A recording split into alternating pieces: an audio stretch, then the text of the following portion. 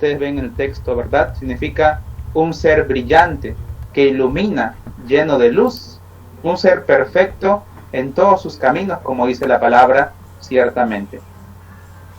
Luego vemos también que en la palabra se le llama, ¿verdad?, Belcebú, el Señor, ¿verdad?, en ese pasaje tan importante. Este hace obras en el nombre de Belcebú, le dice. Significa príncipe del estiércol, esa palabrita Belcebú. Y una palabra que muchas veces usamos, ciertamente, es la palabra Lucifer, ¿cierto? Se pueden ver en las series, en las novelas, en las revistas, en los movimientos de rock, ciertamente, la palabra Lucifer. Es una palabra católica, ciertamente, que significa portador de la luz. Entonces, hubo un pequeño cambio en ese sentido, ¿verdad? De la palabra lucero a la palabra Lucifer. Bien, ahí en casa vamos a orar un momento para comenzar nuestra clase el día de hoy. Gracias por su asistencia, gracias por su participación de igual manera. Que el Señor nos guíe en todo lo que vamos a hacer en este día. Hoy exponen los grupos 5, 6 y 7. Luego de la oración vamos a hablar brevemente y pasamos ya rápidamente a los grupos para poder escuchar las exposiciones en esta noche.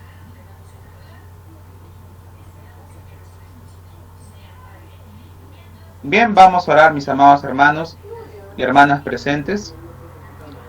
Amado Dios, te doy gracias, Padre, con todo mi corazón. Gracias, Señor, por este día que nos das vida, salud y tantas bendiciones de parte tuya, Señor. Padre, tú eres bueno con cada uno de los presentes. Hasta aquí tú nos has acompañado, precioso Dios del cielo, para poder conocerte un poco más a través de este hermoso curso llamado Teología Propia, Padre, que estudia ciertamente y en esencia a Dios como Padre, porque sabemos que la cristología estudia a Cristo y la neumatología, ¿verdad? Señor, estudia al Espíritu Santo. Señor, cada día enséñanos, capacítanos. Estamos adquiriendo herramientas valiosas para el ministerio, para todo lo que tú nos encomiendas en esta tierra, Padre. Algunos en esta sala seguramente tienen un llamado misionero, o tal vez, Señor, puedan ser usados como profetas del Señor, o puedan ser pastores, maestras o evangelistas, como dice la palabra claramente, Padre. Todos tenemos un ministerio al cual tenemos que equiparnos con herramientas valiosas, Señor, para poder servirte de la mejor manera, Padre. Gracias, Señor, por tu amor y por todas tus bendiciones, Padre. Bendecimos tu precioso nombre en esta noche, Señor. Tiempo especial que tú permites siempre de la mejor manera, Padre. Que las redes, que el internet, que el wifi de mis hermanos, el mío, todo pueda ser un puente y un canal de bendición, Señor. Gracias por este día, gracias por nuestra salud y por todas tus bendiciones, Padre. Ilumina nuestra mente y corazón y comenzamos con tu presencia y con tu guía sobrenatural, Espíritu Santo de Dios. Te lo pedimos en el nombre de Jesús. Amén y amén.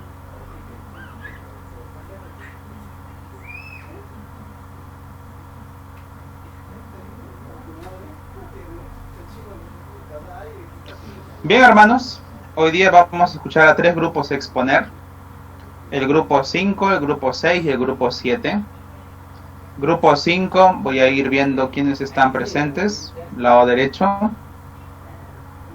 está mi hermana Yarida Cuellar, si está presente. Tatiana Córdoba también. Y mi hermana Lourdes León, que las tres están presentes, gracias a Dios. Grupo número 6 está mi hermano John Escobar. A ver, vamos a observar. Todavía no está. Ya llegará seguramente, ¿verdad? Mi hermana Gemima Hulk está presente. Y mi hermano Anthony Ceballos. Vamos a ver a Anthony. Todavía no ha entrado. Grupo número 7 está Edwin Inocente, Pedro Ramos y mi hermano Javier Hidalgo.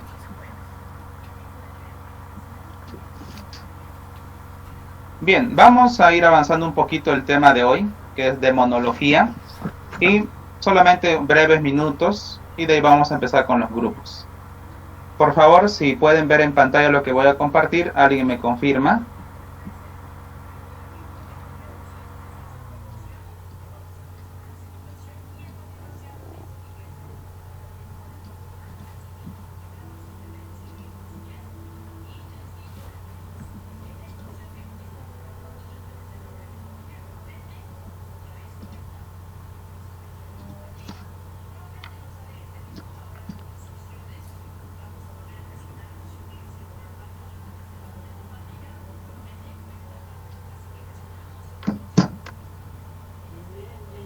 Voy a ampliar un poco, a ver, para que lo puedan ver mejor.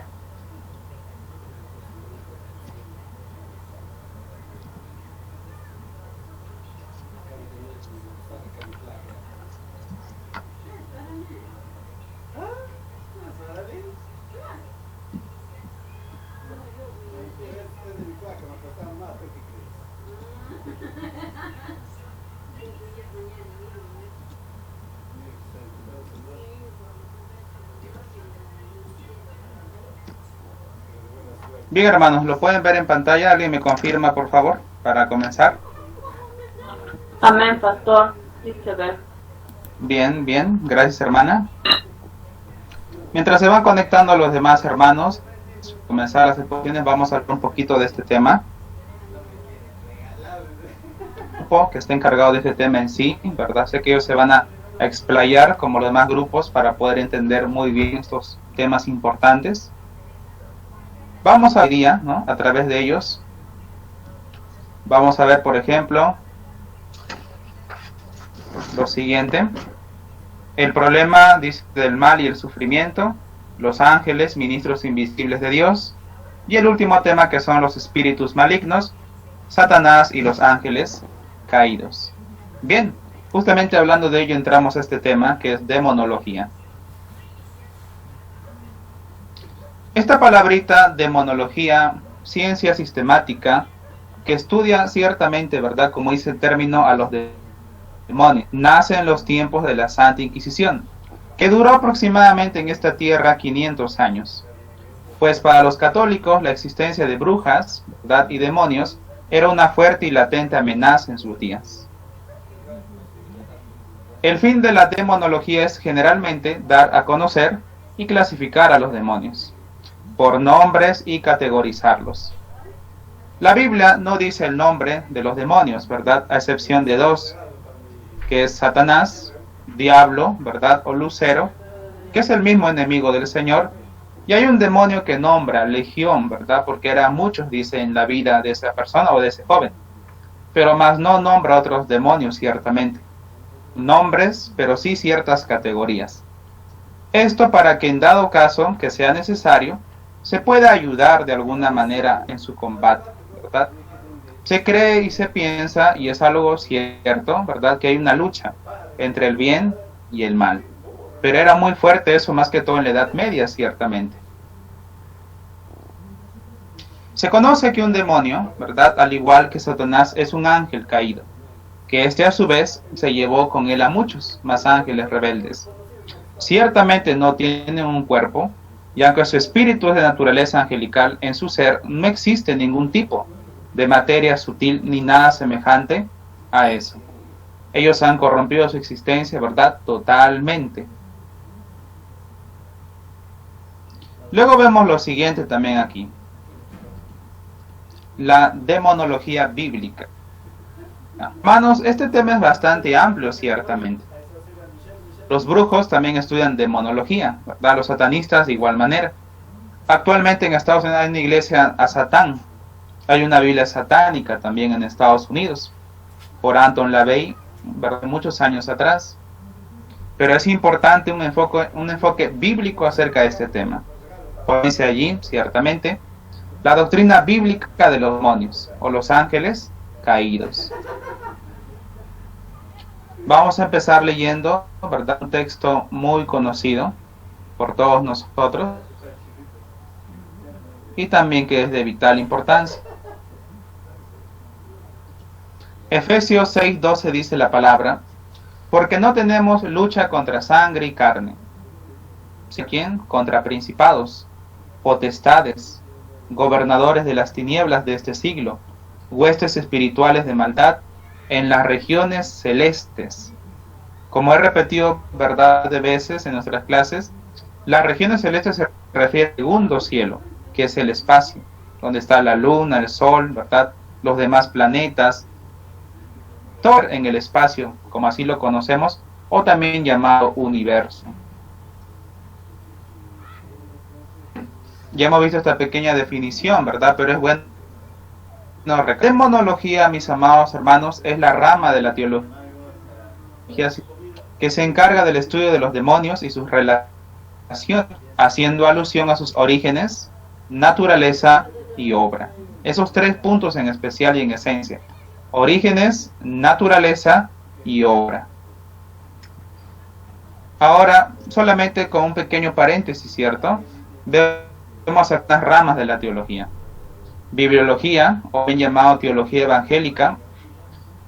Estamos viendo incluso teología propia, ¿verdad? Doctrina de Dios Padre, por ejemplo.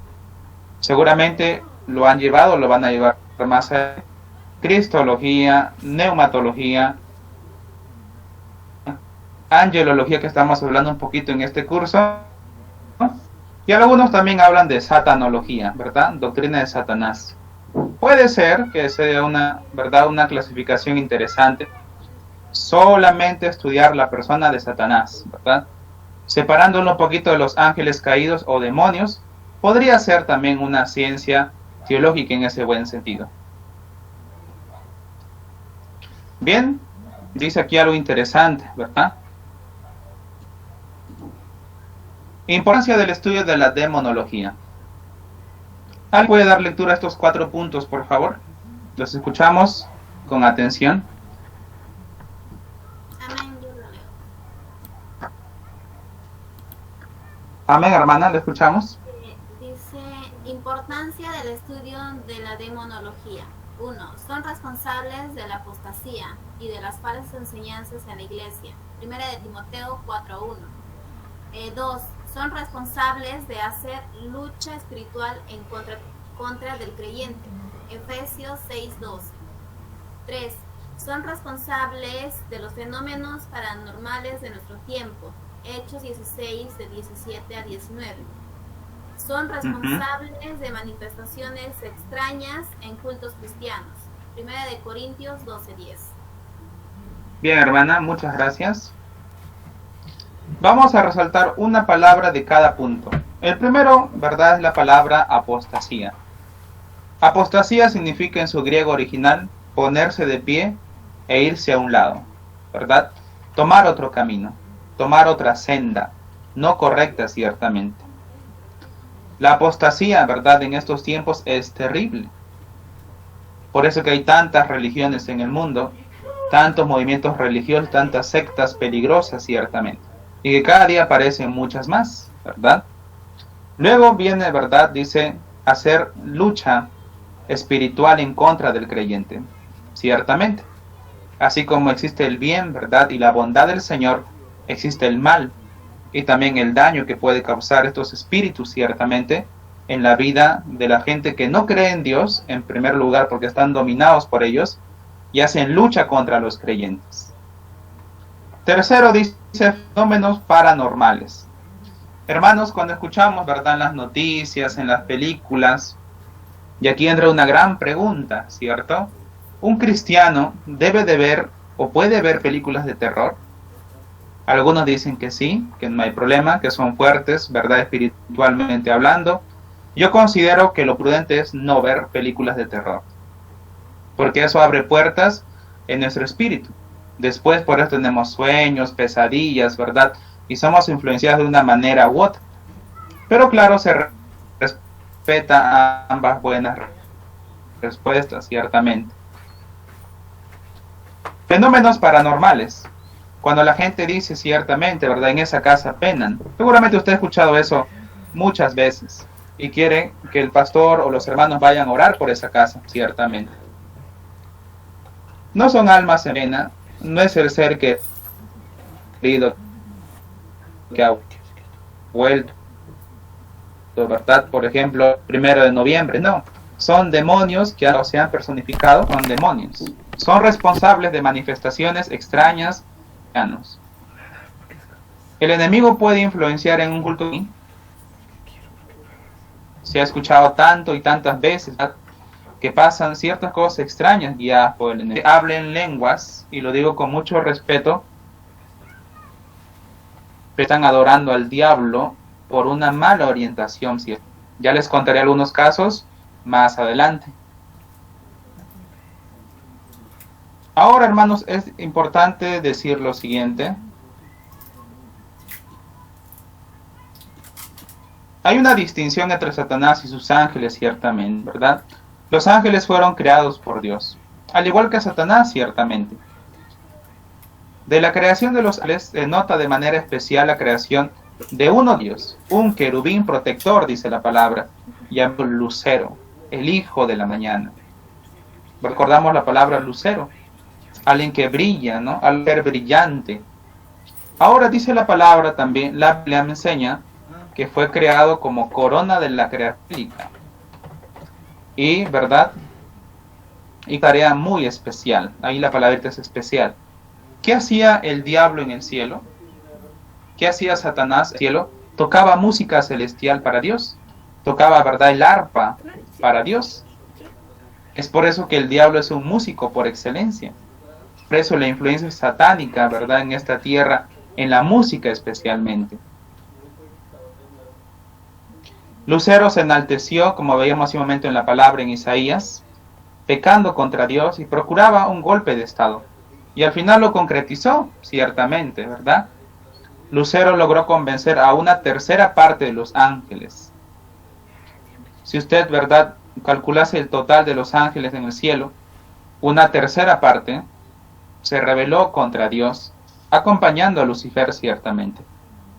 Dios lo destituyó del cielo.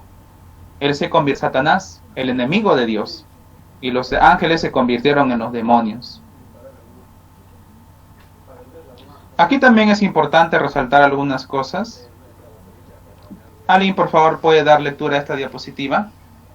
Vamos a ver aquí ciertas palabritas, como acabamos de mencionar, ¿verdad? Satanás, diablo en esencia, para poder entender un poco mejor.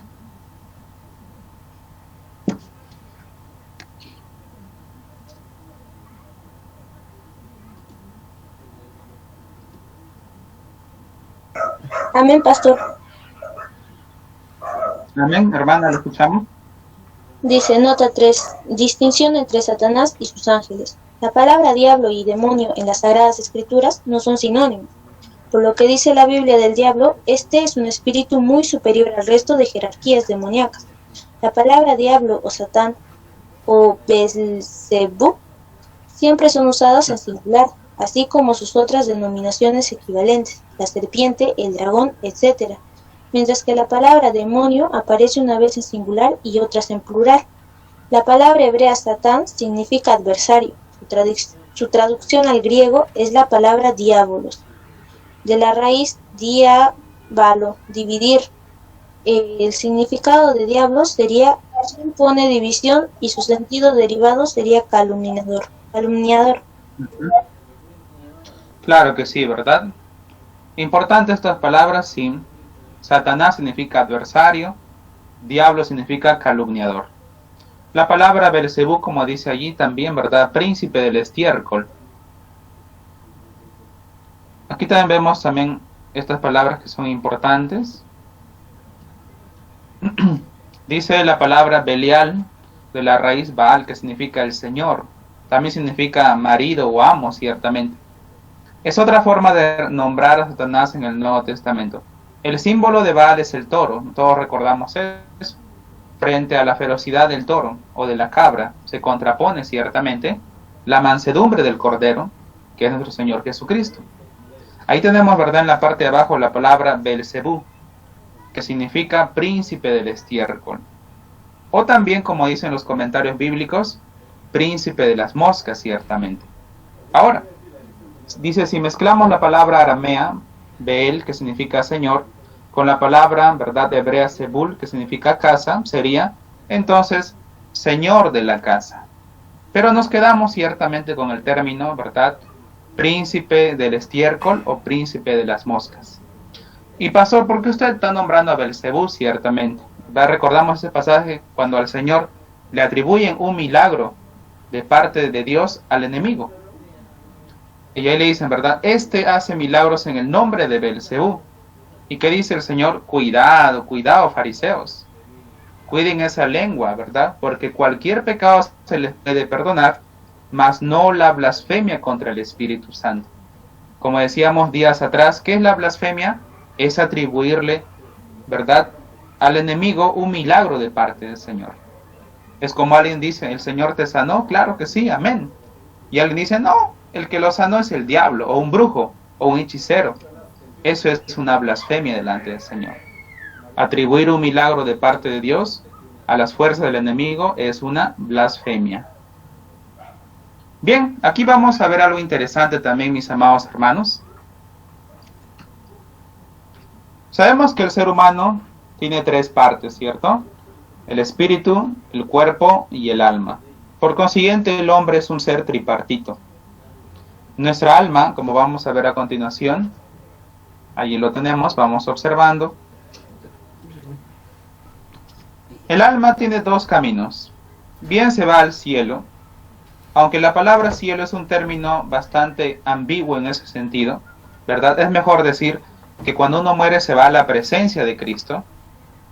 Y el infierno. El infierno hay que entenderlo siempre de la mejor manera. Algunos piensan, hoy por hoy, que el infierno es como la carceleta, ¿cierto? Y el lago de fuego es ya, ¿verdad?, la cárcel propiamente dicho. Algunos teólogos también lo formulan de esta manera, que tanto infierno como lago de fuego son sinónimos. Que el Señor, ¿verdad?, en vez de decir lago de fuego, nombró la palabra infierno. Pero yo puedo concluir en lo siguiente, que ciertamente hay un lugar de tormento y un destino final para aquellos que no creen en Cristo, ciertamente sí. Un lugar terrible de tormentos donde no hay presencia de Dios, de hecho que la palabra nos da a entender eso, ¿verdad? El espíritu, que es simplemente el soplo de la vida y es algo maravilloso de parte del Señor, vuelve a Dios. En cambio, nuestro cuerpo, que es algo, ¿verdad?, finito y no eterno, vuelve al polvo de la tierra. Por eso que cuando uno muere hay esa separación del espíritu, el alma y el cuerpo. Entendiendo por qué. Porque hay una distinción entre los demonios y las almas de los difuntos. Los bebés que mueren no se convierten en, ¿verdad?, querubines o pequeños ángeles. La gente que muere no anda, ¿verdad?, por allí penando como algunos quieren a veces atribuir. Ahora, en un estudio bastante, digamos, superficial en el buen sentido de la palabra, ¿verdad?, se nos dice que el infierno está en las partes interiores o inferiores de la tierra. Como dice Job, ciertamente, ¿verdad?, en el núcleo, aparte del aspecto físico, ¿verdad?, podría ser que esté allí hablando espiritualmente en el infierno. ¿Es un misterio? Sí, ciertamente. Veamos lo siguiente, hermanos. Esto es solamente a modo de poder conocer un poco. Sé que lo van a ver más adelante en algunos cursos, mucho más y con mayor amplitud, pero veamos un poquito de esto.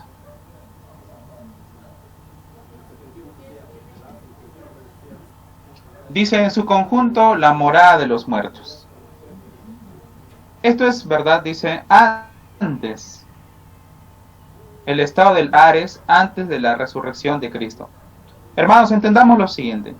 Tanto la palabra Sheol, que es una palabra hebrea del Antiguo Testamento, como la palabra Hades, que es una palabra griega del Nuevo Testamento, es el lugar o la morada de los muertos. El judío, ¿cómo entendía o entiende hasta hoy el Sheol? Dicen algunos, como William Barclay en sus libros, ¿verdad?, comentarios, que para el judío de esa época, el Sheol, o llamado infierno, eran como unas cuevas, donde había neblina, donde las almas iban, ¿verdad?, que es el lugar de los muertos. No habla de un tormento, ¿verdad? Es algo que el Señor después nos dice ciertamente en los evangelios, pero tenía una clasificación este llamado Sheol. Ustedes recordarán, ¿verdad?, el seno de Abraham, donde descansan, ¿verdad?, los justos.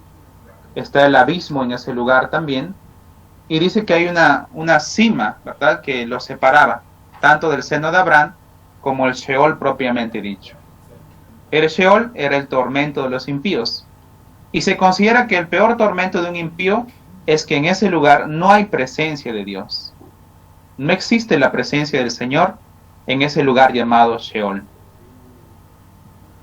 Pero ¿qué pasa cuando el Señor resucita de entre los muertos?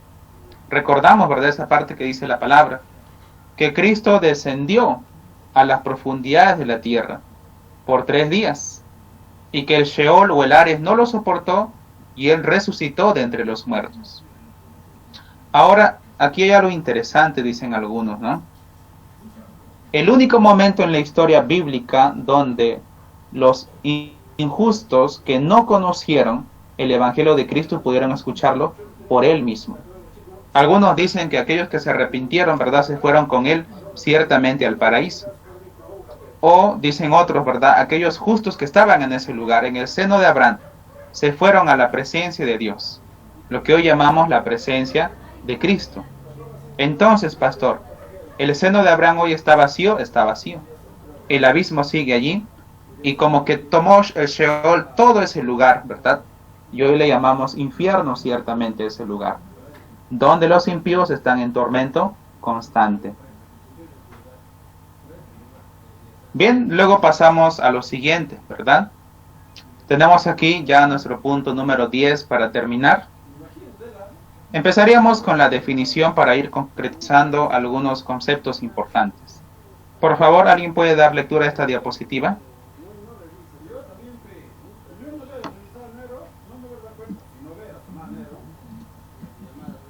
Amén, pastor.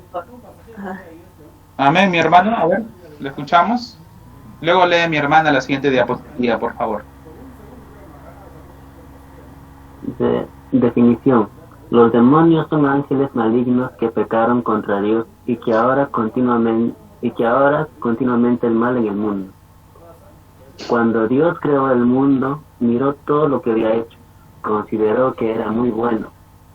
Esto significa que aún el mundo angelical que Dios había creado no tenía ángeles malignos ni demonios en aquel momento.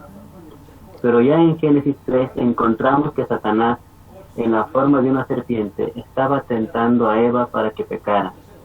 Por tanto, en algún momento entre los sucesos de Génesis 1:31 y Génesis 3:1 tuvo que haber una rebelión en el mundo angelical que llevó a muchos ángeles a ponerse en contra de Dios y convertirse en malignos.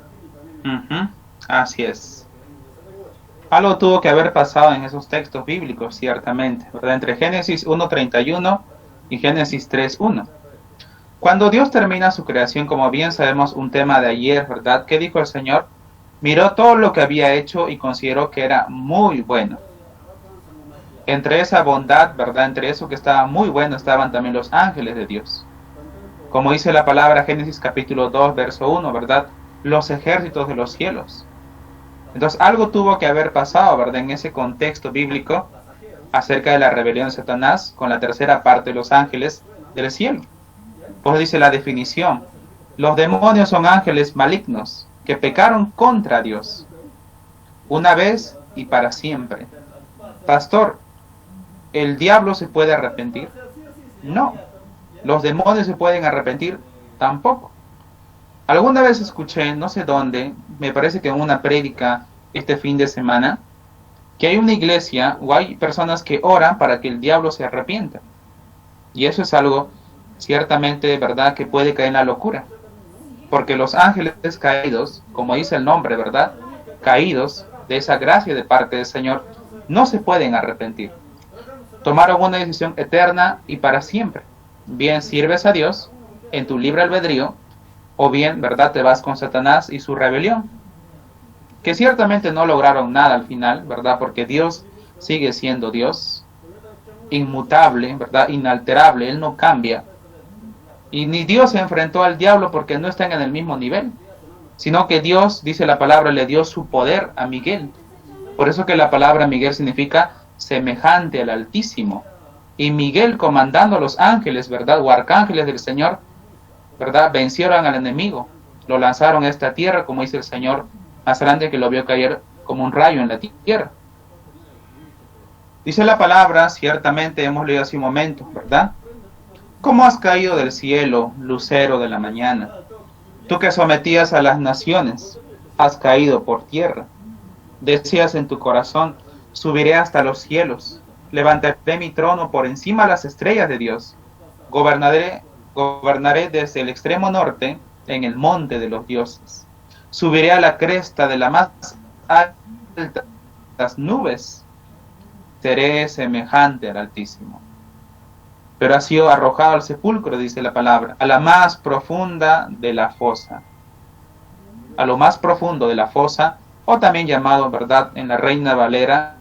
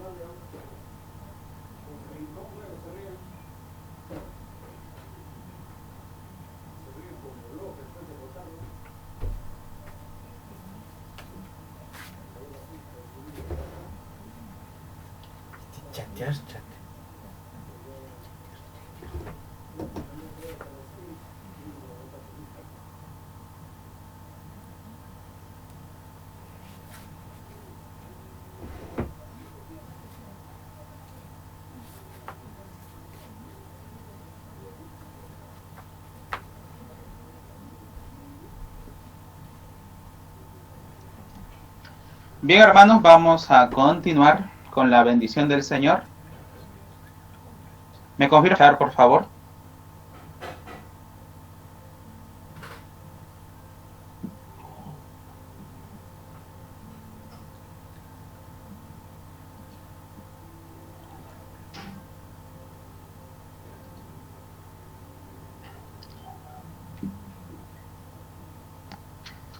Mi hermana Mari Chaca, ¿se escucha bien? ¿Alguien me confirma? ¿Sí? Sí, pastor. Amén, hermano. Ya, está muy bien. Así, ¿verdad? Está muy bien. Bueno, el internet se fue un ratito, Señor lo perdone por eso, ¿verdad? Pero ya nos falta poco para poder iniciar las exposiciones de momento. 2 diapositivas más y se prepara el grupo número 5, por favor. 5 para... Bien, terminamos las diapositivas.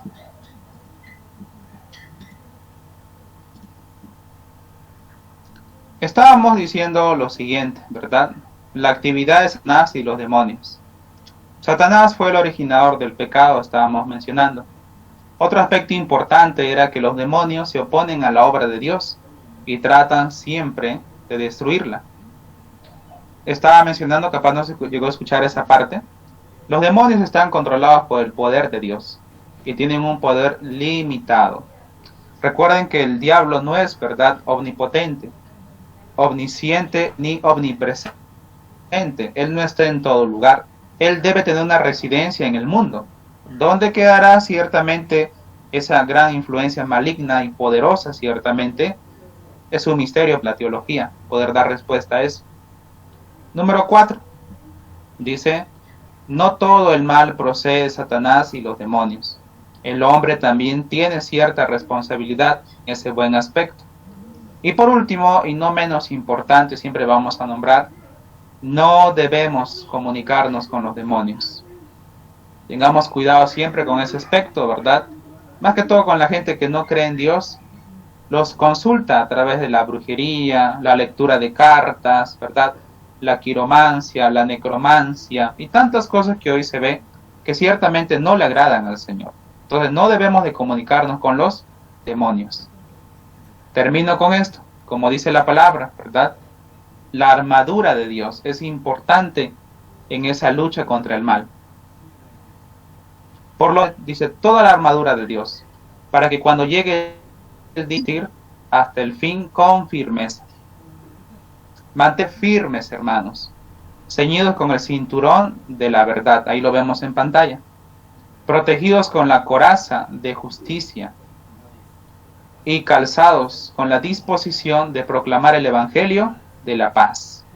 Además de todo esto, tomen el escudo de la fe, como vemos en pantalla, con el cual pueden apagar todas las flechas encendidas del maligno. Tomen el casco de la salvación y espada del Espíritu, que es la palabra de Dios. ¿Tenemos la victoria asegurada en Cristo? Claro que sí. El enemigo puede zarandear nuestras vidas solamente si Dios lo permite, con un propósito mucho más grande de la situación que podamos vivir en ese momento. ¿Dios tiene un plan con nuestra vida? Claro que sí. ¿Todo ha de ser fácil en nuestra vida cristiana? No. Pero somos probados para poder crecer en esa gracia y conocimiento del Señor.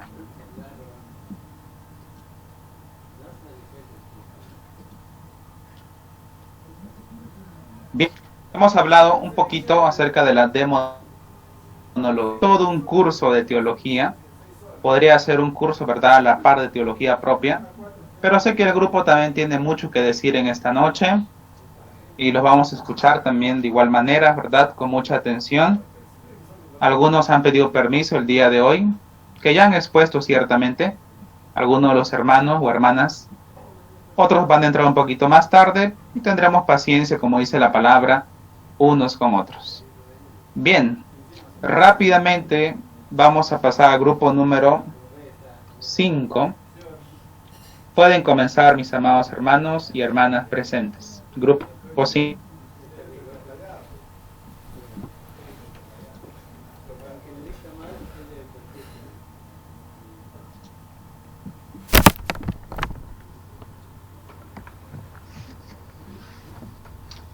Mi hermana Yarida, Tatiana y mi hermana Lourdes León. ¿Sí? ¿Quién va a tomar la palabra primero? ¿Las escuchamos? Amén, pastor. Pastor, buenas noches. No sé si... Buenas noches, hermana. Ahí está. Pastor, Bueno, agradezco a Dios en esta noche, ¿no? Por tenernos reunidos un día, una noche más junto a mis hermanos, ¿no? Del Instituto Bíblico. En esta noche somos el grupo 5, ¿no? Vamos a hablar, mi hermana Lourdes, Yadira y mi persona, sobre el problema del mal y el sufrimiento. Bueno, el hermano Luis nos va a compartir las diapositivas.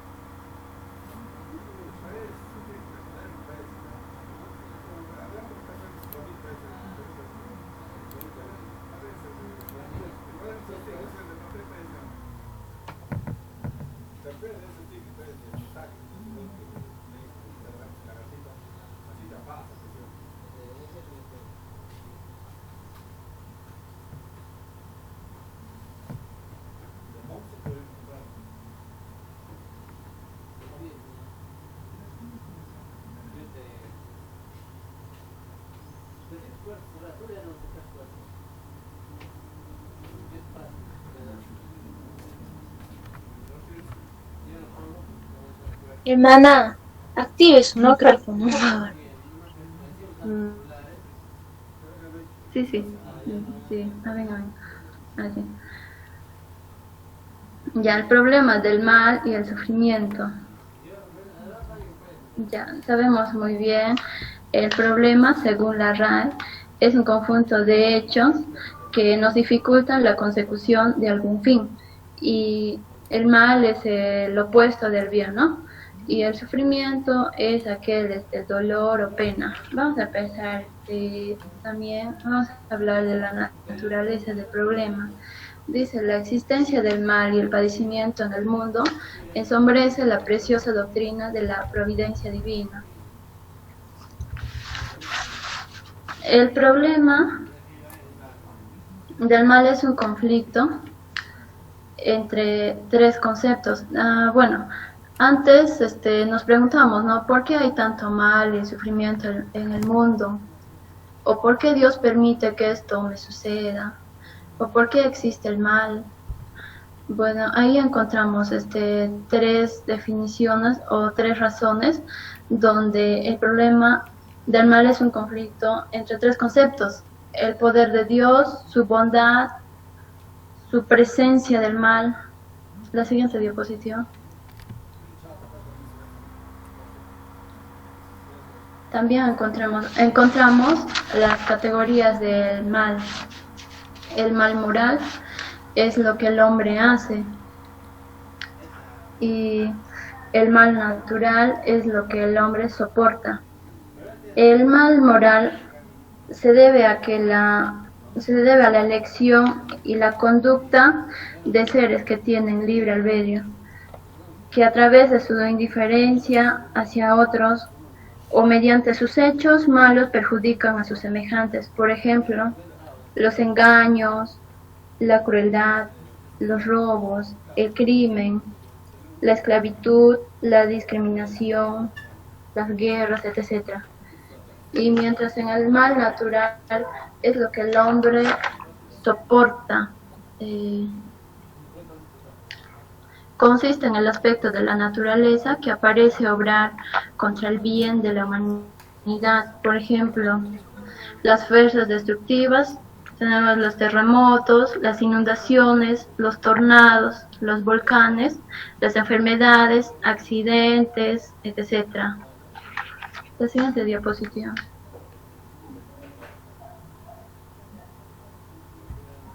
De las ideologías no ortodoxas. La siguiente. Los filósofos. El filósofo Platón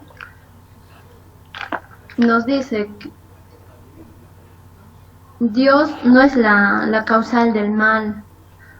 No, o sea, Dios no es el autor de todas las cosas, sino es la causal de pocas cosas. Según Aristóteles, el mal es una forma de conflicto, pero eso no se encuentra en Dios mismo.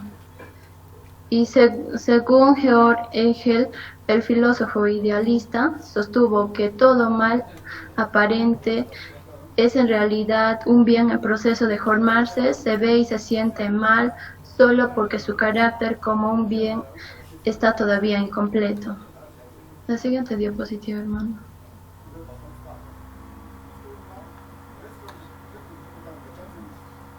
2. Las religiones mundiales. Bueno, aquí hemos seleccionado 5 religiones mundiales. Las grandes ideologías del hinduismo y el islamismo. Ellos niegan la bondad y el amor de Dios y los pasan por alto. El budismo es el ateo que ignora la existencia de Dios. Aquí podemos hablar también que el budismo y el hinduismo aseveran que el padecimiento es el resultado de karma, es decir, la persona sufre la retribución por su mal o se le recompensa por su bondad en su próxima reencarnación. Por ejemplo, los buenos hechos en una vida pueden dar como resultado en que la persona sea un hombre sabio y rico en la reencarnación que sigue.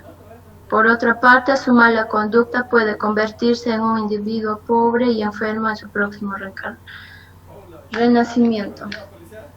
El hinduismo afirma que cuando la persona llega a la perfección deja de ser encarnada y entra en moksha. Moksha es liberación espiritual y nunca regresa. El islamismo atribuye todo lo que sucede a la voluntad de Dios, tanto el bien y el mal. El maniqueísmo y el zoroastrismo niegan la omnipotencia de Dios. La siguiente diapositiva.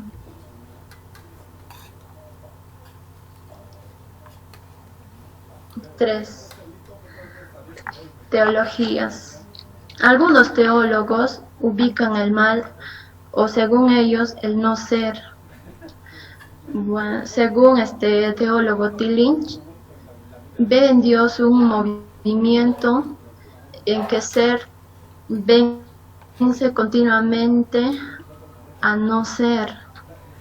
Según el teólogo Grace Hasen, observa el mal en Dios, pero él no es lo malo, no tiene voluntad mala.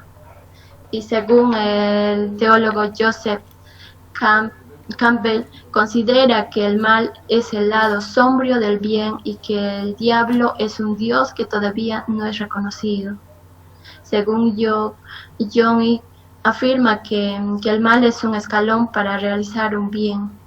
Según Barth, la conquista del mal fue confirmada en la crucifixión y resurrección de Cristo, las cuales pusieron al descubierto el poder del mal como algo basado en la mentira. La siguiente diapositiva. Las explicaciones evangélicas del problema, eso lo va a explicar mi hermana Yadira.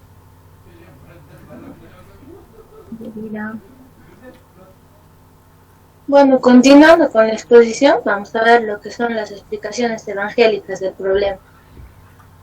Hay pensadores que atribuyen las explicaciones del problema del mal y el sufrimiento a un Dios finito.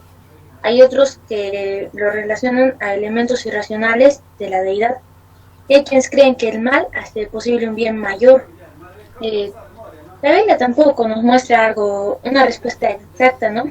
Pero sí muestra lo suficiente como para calmar las dudas de cualquier creyente hasta la venida del Señor, hasta que le podamos ver cara a cara, en donde vamos a poder conocerle y también conocer sus caminos. En el primer punto vamos a ver lo que es la enseñanza bíblica. La enseñanza bíblica se basa pues en la Biblia, ¿no? Donde habla sobre sobre el origen del mal. Lutero incluso describe que la fuente del mal es la rebelión del ángel de luz contra su designado rango en la jerarquía. En Génesis 3:16 podemos ver cómo nos llega a explicar el porqué del dolor humano y las penas agotadoras sobre una tierra maldecida, lo que sería el mal moral y el mal natural. Cosas como estas nos explica que son consecuencias del pecado de la primera pareja, pero no siempre va a ser así, ¿no? En Juan 9:2-3 nos habla cuando los discípulos preguntaron a Jesús acerca del hombre ciego de nacimiento. Le dicen, ¿quién pecó, este o sus padres, para que naciera ciego? Y ahí Jesús le contesta que no es que este pecó, ni tampoco sus padres. Es ahí cuando el Señor señala que el sufrimiento no es siempre la consecuencia del pecado del sufriente ni el de otro, aunque no hay respuestas fáciles al enigma del sufrimiento. También podemos ver que el problema de la teoría se sintetiza en varias preguntas, ¿no? Una de ellas puede ser, ¿por qué no quita una vez y para siempre Dios todos los malhechores y males del mundo, tanto naturales como morales? Bueno, hay teólogos cristianos que dan posibles soluciones o posibles respuestas. Una de ellas se muestra en el punto 2. Dios no pudo crear un ser libre sin darle la posibilidad de que éste abuse de su libertad. Dios es un ser omnipotente, se muestra como un ser omnipotente, pero no puede crear cosas que con elementos que sean contradictorios dentro de sí, ¿no? O algo que vaya contra su naturaleza. Dios es imposible que él mienta o que se niegue a sí mismo. Es por esa razón que si Dios quería que su creación le sirviera libremente, no nos puede haber creado incapaces de pecar. Seríamos como autómatas, máquinas que imitan el movimiento de un ser animado. John Bertrand Phillips observa y dice que el mal está inherente en el don arriesgado de libre albedrío. El amor es algo voluntario, de otro modo no es amor. Dios quiere que le amemos libremente, no quiere interferir en la capacidad del hombre para elegir, más bien quiere que se dé un sentimiento voluntario de elegir entre el bien o el mal. Siguiente diapositiva, por favor.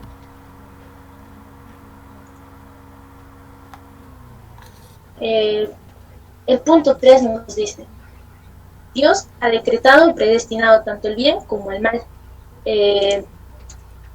Dios ha decretado todo lo que sucede en el mundo, ¿no? Tanto el bien como el mal. Juan Calvino pensaba que el mal fue incluido en la voluntad de Dios con el fin admirable de servir el propósito final de éste. ¿Y cuál es su propósito? Es el triunfo de su reino y la manifestación de su gloria. Pero para Juan Calvino no existían dos aspectos de la voluntad divina, la directa y la permisiva. Esto implicaría pues dos voluntades contrarias, ¿no? Luego nos muestra que se puede decir que Dios es responsable del mal así como del pecado, mas es absuelto de la culpa, ya que siempre usa el mal para un propósito bueno. Aunque la voluntad divina es causal fundamental de todo lo que ocurre en el mundo, Dios no es el autor del mal. Sin embargo, Calvino reconoce que no se ve ningún propósito bueno en mucho de lo malo que sucede. Ahí soluciona el problema distinguiendo entre voluntad secreta de Dios y su voluntad revelada no comprensible. Luego nos habla del libro de Millard Erickson, Christian Theology, en donde presenta los argumentos de un metódico copartícipe del punto de vista de Calvino, Gordon Clark. Son 4 argumentos. El primero es que todo lo que hace Dios es justo y correcto simplemente porque Dios es quien lo hace. Dios está sobre la ley y Él mismo es la definición de lo que es justo. B. Cuando un hombre tienta a otro, se comete pecado, pero el pecado no es de parte de Dios, porque la relación de hombre a hombre es diferente a la relación de Dios con el hombre. C. Las leyes de Dios no se le aplican a Él. Es como decir, Dios no puede robar, porque todo le pertenece a él, ¿no? Punto D. La Biblia declara abiertamente que Dios ha causado que profetas mintiesen, pero tales incidentes no contradicen las enseñanzas bíblicas que muestran a Dios como santo y justo. El hecho de que en 2 de Crónicas 18, 20 al 22 se muestre que Dios le da espíritu de mentira, no quiere decir que va a ser menos justo o menos santo, ¿no? Más bien enseña definitivamente... No enseña definitivamente que Dios decreta un pecado cuando envía ese espíritu. Entonces, ¿cuál es la respuesta al problema de que hay un mal en un mundo gobernado por un Dios todopoderoso y absolutamente bueno? Hay gente que dice que el Señor no ha decretado el pecado. sino que solo le permite para que se cumpla su propósito, ¿no? Los propósitos divinos, algunos de los cuales no vamos a llegar a comprender y no podemos comprender. Aunque Dios no quiere que los hombres pequen, Él en su providencia puede sacar el bien del mal, ¿no? Como nos muestra en Romanos 8:28, y convierte la maldad humana en un medio de gran beneficio para su pueblo, como menciona en Génesis 50 del 19 al 20. El punto 4 dice: las fuerzas demoníacas siembran constantemente el mal y el padecimiento. En muchos de los libros de las Sagradas Escrituras, así como Job, nos enseña que varios de los males pueden ser obra del maligno y sus seguidores. Este adversario impide la obra de Dios, tentando a hombres a quienes utiliza para dañar a los hijos de Dios. No solo a los hombres, sino también a las fuerzas de la naturaleza, que sean relámpagos, enfermedad, cosas así, ¿no? A pesar de ello, solo puede hacer esto con el permiso de Dios, está sujeto al control divino. Y también Dios le usa para sus propósitos, ¿no? Porque cuando le manda a Job a tocar todos sus bienes, pero no su vida, quiere probar a Job él también, ¿no? Así como hizo cuando quiso tentar a su hijo en el desierto, nos muestra en Mateo 4:1, ¿no? También nos dice que el diablo tiene los días contados, él va a ser juzgado y echado al lago de fuego y azufre, y es ahí cuando la fuente del mal va a desaparecer para siempre del mundo. Siguiente diapositiva.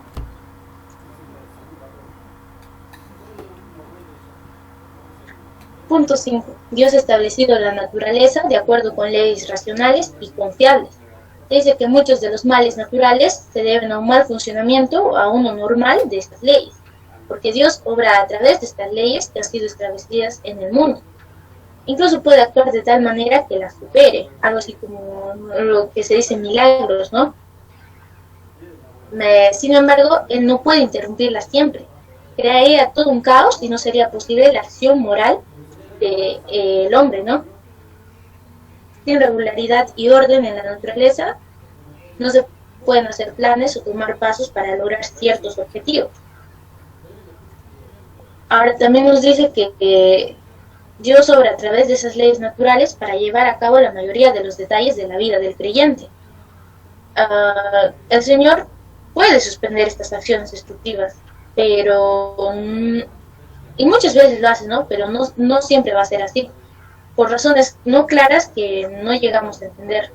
Dios permite que sucedan muchas otras cosas. El punto 6 nos dice: el concepto nuestro de lo que constituye el mal difiere a veces de la noción bíblica.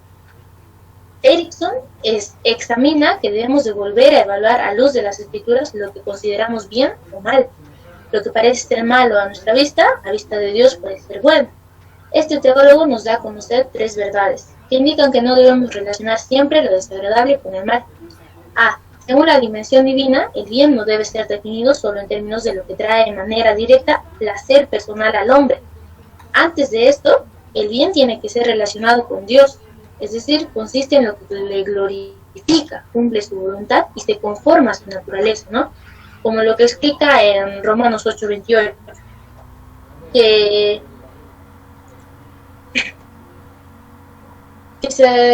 es donde ese bien se refiere a lo que les hace ser como Cristo, en donde incluyen los contratiempos, las pruebas y aún el mal de los pecadores. Punto B. Las dimensiones del tiempo y duración son factores para determinar si algo es un bien o un mal.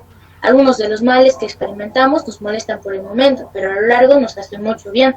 Es algo así como que te tienes que hacer una operación y te va a doler por semanas, incluso meses, pero después vas a estar sanado por un largo tiempo, ¿no?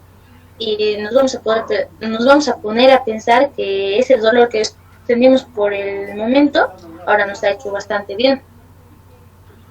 C. Lo que constituye un mal a una persona puede ser un bien a otra. Debemos evaluar un evento empleando una perspectiva amplia y pensando que el mayor bien para la máxima cantidad de personas. Es como que la lluvia es desgracia para el vecino que ha construido su muro de adobe, pero esa misma lluvia puede ser de bendición para el campesino o el agricultor cuyos campos sufrían de una sequía, ¿no? Dice, Feinberg observa que los males naturales son considerados males por sus consecuencias y no porque son males en sí mismos.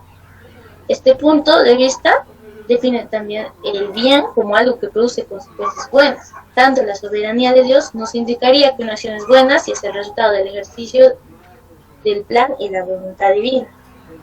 Ahora vamos a hablar del punto 7, el último. Los males y los sufrimientos pueden ser medios de bien. Calvino consideraba que el mal resultaría en la gloria de Dios, y John Hick pensaba que era un medio para desarrollar el carácter del hombre. Este mal también sirve en innumerables ocasiones para poner en relieve la compasión de Dios y su poder libertador. La Biblia misma nos enseña que Dios echa mano del mal para efectuar sus propósitos, como lo que pasa con José, ¿no? Génesis, cuando le dice a sus hermanos que ustedes ellos pensaban en hacerle mal, pero Dios lo encaminó a bien. Ahora vamos a ver lo que dice David Miranda. Él comenta, preguntamos, ¿por qué Dios no creó seres incapaces de sufrir? La verdad es que sí los creó. Lo vemos a diario. Son los árboles, las flores, las piedras. Pero ¿a usted le parece que ellos son más felices que los hombres? No poseen libertad, ni emociones, tampoco pensamientos, ni comunión con Dios. El hombre tal como ha sido creado es el clímax de la creación de Dios.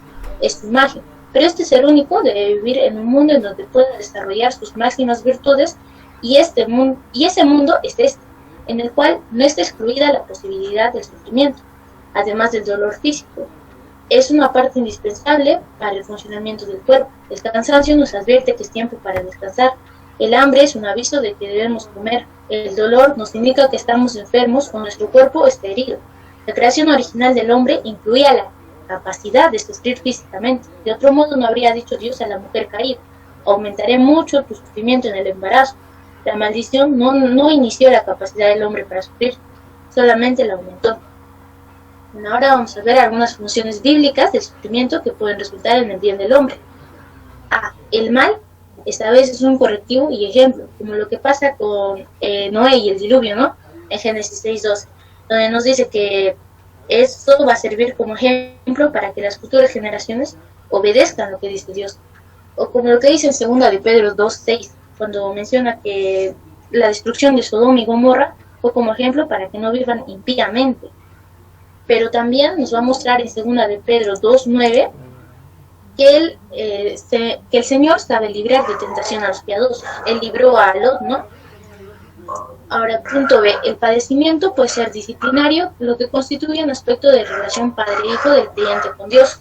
El proverbista nos menciona en Proverbios 2:11 al 12, diciendo: no menosprecies, hijo mío, el castigo de Jehová, y no te canses de que él te corrija, porque Jehová al que ama castiga, como el padre al hijo a quien quiere. En el punto C vemos, la aflicción puede servir para hacer volver al pecador a Dios. El salmista nos muestra en el Salmo 119:67 diciendo: antes que fuera yo humillado, descarriado andaba, pero ahora guardo tu palabra. Incluso en el libro de Jueces vamos a encontrar varias veces cómo repite el castigo de Dios contra Israel para traerlo al arrepentimiento y que dependan de él. El punto D. El dolor puede ser un medio de mantener humilde a los siervos del Señor, como lo que ocurre con Pablo, ¿no? Cuando Dios le inserta un aguijón en la carne para que no se exalte, no se enalteciese, ¿no? Punto E. El sufrimiento puede servir como instrumento para el desarrollo moral y espiritual. En varios siervos del Señor se muestra, ¿no?, cómo hace que ellos les eduquen valores. Incluso Job dice, ¿no?, que me hará pasar por pruebas y saldré refinado como oro, ¿no? Ahí es cuando refina su carácter. En el punto F podemos ver el padecimiento por la causa de Cristo resulta en una recompensa grande en el cielo. El apóstol Pablo afirma diciendo: esta leve tribulación momentánea produce en nosotros una cada vez más excelente y eterno peso de la gloria. 2 Corintios 4:17. No obstante los mencionados beneficios del padecimiento, queda el problema. ¿Por qué sufren los justos y prosperan los malos? Parece que los justos a veces reciben más que su parte y los malos quedan indemnes, ¿no? Pero en realidad no, porque en el libro de Job nos enseña bastante que la fe que agrada a Dios es la que se mantiene firme, aun cuando nos parece que Dios permanece indiferente ante nuestras aflicciones, o cuando no podemos entender por qué Él no contesta nuestras súplicas desesperadas, ¿no? Bueno, el valor del mal en la vida del creyente depende mucho de la actitud del individuo que sufre. Si el hombre lo acepta como algo de la mano de Dios, esto va a beneficiarlo grandemente luego, ¿no? Algo así como pruebas. Pero si no lo considera así, el mal puede ser un medio para amargarse y alejarse aún más del Señor. Por eso, Santiago en su libro, Santiago 1:2 nos dice: hermanos míos, gozaos profundamente cuando os halléis en diversas pruebas. Por eso nos conviene tener el mismo espíritu de Job, cuando no veía razón, ¿no?, por la que sufría tales cosas por las que padecía. Él incluso en Job 13:15 dice: aunque Él me mate, en Él esperaré. Por eso, hermanos, es importante que confiamos en el Señor. Con eso doy paso a la siguiente hermana. Amén. ¿Se puede escuchar mi voz? Sí, hermana, se le escucha bien. Ya, muy bien. Bueno, voy a exponer la parte de la solución cristiana. Siguiente diapositiva, por favor. Ya. Muchas veces nosotros hemos escuchado de que el talón de Aquiles de los cristianos es, pues, no el querer o el no poder responder la pregunta sobre el mal o sobre el problema del sufrimiento y también de la maldad. Y tal vez la teología bíblica no nos aclara perfectamente el misterio del mal, pero sí nos habla claramente sobre la solución, o nos ofrece en este caso la solución. Por su parte, el hinduismo también, pues, ¿no?, da una solución y dice sobre la reencarnación y crea esperanza en las personas. El budismo, por ejemplo, habla sobre la extinción de la personalidad, pero también existe lo que se llama la teología del proceso, en donde se habla de un Dios finito, que por sí solo no puede, pues, no acabar con la maldad, pero necesita el apoyo de los seres humanos y algo así, ¿no? Y ya estuvimos escuchando todo ello en las exposiciones. Ahora, mencionar, ¿no?, que un escéptico escocés llamado David, bueno, él dijo lo siguiente, ¿no? ¿Acaso Dios está dispuesto a prevenir el mal, pero es incapaz de hacerlo? Y esto es así, entonces se trata de un Dios impotente. Luego dijo: ¿o será que es capaz pero no está dispuesto? Entonces se trata de un Dios malévolo. O tal vez está dispuesto y es capaz de hacerlo. Entonces, ¿por qué existe el mal? Y nosotros también, pues, no observamos el terrorismo, las guerras, las hambrunas y todo, y nos llevamos a preguntar ¿cómo es posible que un Dios de amor permita, pues, no tales cosas? Sin embargo, tal vez por más incongruente que parezca, la verdad es que incluso el mal mismo nos apunta indirectamente a la existencia de un Dios. Y según nuestra bibliografía base que hemos estado leyendo, nos habla Pablo Hoff de dos aspectos importantes. Y observamos en las diapositivas, nos habla de que, bueno, el punto 1, la solución cristiana del problema del mal, nos dice que últimamente es Dios mismo quien llega a ser víctima del mal y el sufrimiento, ¿no? Nos hace ver de que Dios se hizo la víctima del mal. ¿Para qué? Para que nosotros y Él seamos victoriosos en el mal. Bueno, en esta diapositiva, en la anterior, dice que Dios mismo es quien cargó, ¿no?, nuestros pecados y todas las consecuencias que nosotros debemos pagar. La Biblia, en el libro de Isaías, nos dice que Él fue molido por nuestros pecados, nos dice que fue traspasado por nuestras rebeliones, molido por nuestras iniquidades. Dice que sobre Él recayó el castigo, precio de nuestra paz, y fuimos sanados por sus heridas, ¿no?, nos dice Isaías en 3:5. Ciertamente la encarnación de Cristo, sacrificio expiatorio, es la única solución satisfactoria para todo este problema, ¿no? Como el historiador Flavio Josefo dice que morir en una cruz, pues, era una muerte muy terrible, horrorosa, lenta, angustiante, y además de mucha vergüenza, ¿no? Entonces, pero todo ello, Dios sabía, ¿no? Dios sabía el futuro, Dios mismo sabía que Él iba a morir de esta manera, iba a pasar por momentos tan terribles, pero aún así permitió, ¿no? Y fue parte de su plan. Por su parte, Erickson dice que expresa una admiración por el hecho de que Dios, sabiendo que Él mismo sería la víctima mayor del pecado y sus consecuencias trágicas, permitió, pues, ¿no?, que sucediese todo esto. Dios mismo fue sufrió, pero a la vez también sufrió y venció, ¿no? Al mal moral sobre la cruz. Ya dice Génesis 6:6, nos da a entender de que el pecado le duele a Dios, ¿no? Nuestro pecado le duele a Dios, y también que dice que le da pena, ¿no? El pecado del hombre. Siguiente diapositiva. Bueno, entonces vamos entendiendo de que Dios venció las potestades, el pecado, el diablo, la muerte, como dice en el libro, y esto, todo esto, ¿no? Lo derrotó al morir de la cruz.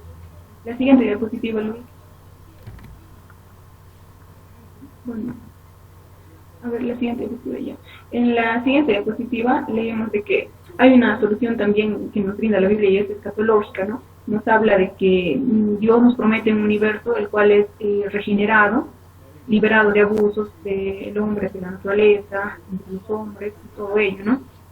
La respuesta divina al problema del mal y el padecimiento se encuentra en la segunda venida de Cristo, en la restauración de la humanidad, el juicio de los justos y la recompensa a los fieles, ¿no?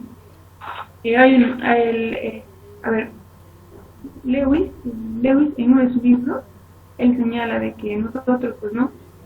Por más que viviéramos 100 años, 200 años en esta tierra, al fin y al cabo todo tiene su fin, ¿no? Y nosotros no nos vamos a quedar en la tierra por siempre sufriendo todo esto, sino que un día pues iremos a la tumba y dejaremos ya esta vida, ¿verdad? Ahora, en el libro de Job, en el capítulo 19, Job dice, ¿no? Sé que mi Redentor vive y al fin me levantará del polvo, en mi carne he de ver a Dios. Cristo va a establecer un nuevo orden en la tierra, el cual todo mal será expulsado, ¿no? Como nos dice en Apocalipsis, pues ya no habrá ni hambre, ni sed, ni muerte, y Dios va a enjuagar toda lágrima. Entonces es una gran esperanza para nosotros. Los filósofos solían decir de cómo pueden ser armonizados los males del mundo con un Dios soberano y bondadoso. Pero nosotros, como cristianos, debemos sustituir esta pregunta, ¿no? ¿Qué haremos nosotros para ser salvos? Miguel Núñez, un pastor muy conocido, él dice lo siguiente, ¿no? De pronto el dolor y el sufrimiento llegan a nosotros, pero por estar obedeciendo a Dios, entonces debemos regocijarnos. Ahora, si el dolor y el sufrimiento de pronto llegan a nosotros, pero ya como consecuencia o resultado del pecado, debemos reconocerlo, arrepentirnos y agradecer a Dios por su disciplina. Ahora, si de pronto el dolor y el sufrimiento llegan a nosotros de manera inexplicable, entonces solo nos queda orar y confiar, ¿no? Dios sabe lo que hace.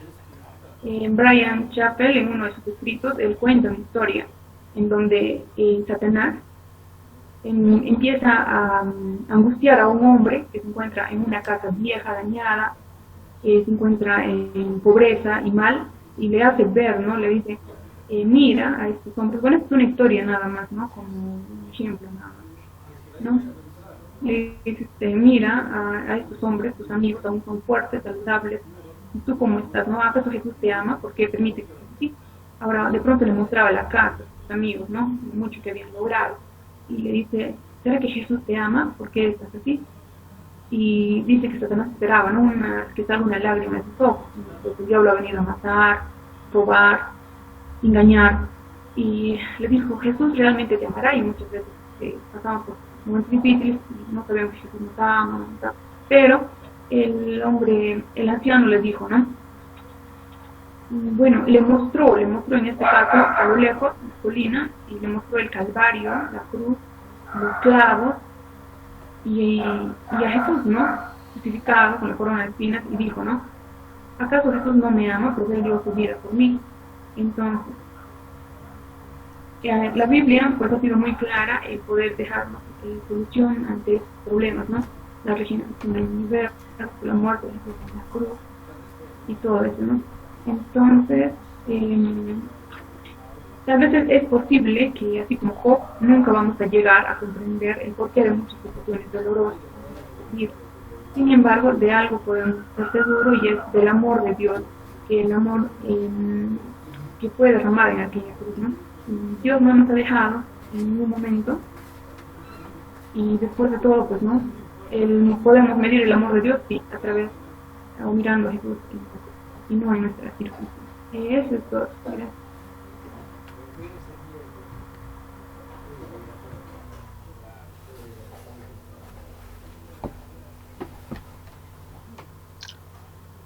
Muy bien, hermanas, muchas gracias por su exposición. Mi hermana Yarida, mi hermana Tatiana, mi hermana Lourdes León. Ha sido un tema